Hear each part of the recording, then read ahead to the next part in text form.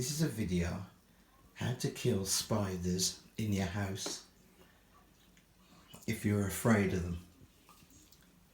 You need one of these. Now, it doesn't have to be Raid, it could be a cheap brand, but you just want a fly and wasp killer. And I will show you up here. There we have there. I'll try and zoom in on it. We have a spider in the corner. And what you do, you get the fly spray, and you're going to spray it. So that's it. Now I've sprayed the spider, and just leave it now. What's happening is the same thing with a wasp and a fly.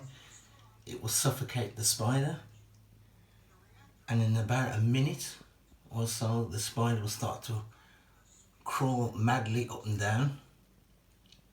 Oh, it's just got it out of focus.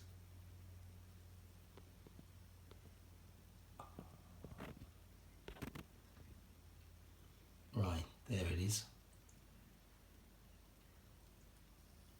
And give it about at least a minute and it'll be dead.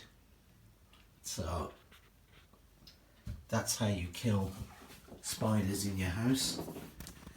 If you don't want them, if you don't want to hit them, just use one of these, fly or wasp killer, and that will kill them.